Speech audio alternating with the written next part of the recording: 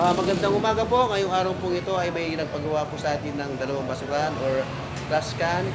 Ah, Ito po ay saktong-sakto lang sa maliit na space. So, ayan po ang ginawa natin.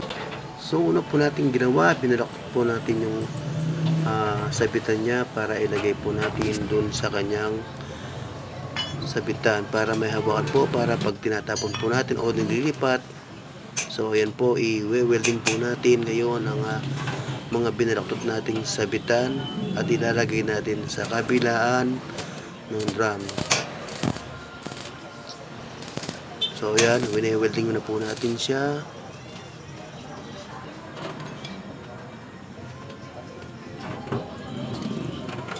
So ayan, sa kabila naman.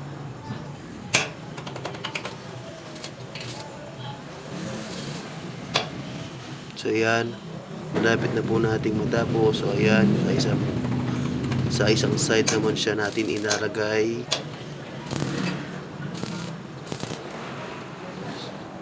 So ayan po sa mga gusto pong magpagawa, ayan po siya.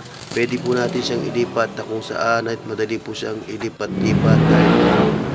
So ayan po ang ginawa nating basurahan, nagawa sa atin. Para daw general na susunodin. Ito po nilagyan po natin ng sabitan.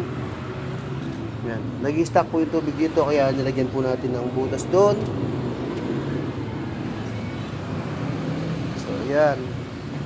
Simple lang nalagyan ng basurahan. Yung mga walang lalagyan ng basurahan, pwede po silang magpagawa ng ganito. O sakto lang para sa ating bakuran kung ayaw ninyong maghukay. So ayan po siya.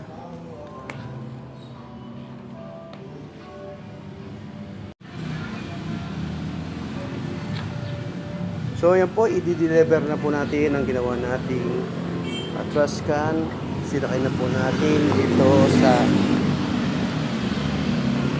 kolong-kolong. So ayan, ready to deliver na po tayo. So ayan po, ready to deliver na po tayo. So hatid na po natin ang drum natin na ginawa doon sa nag-order.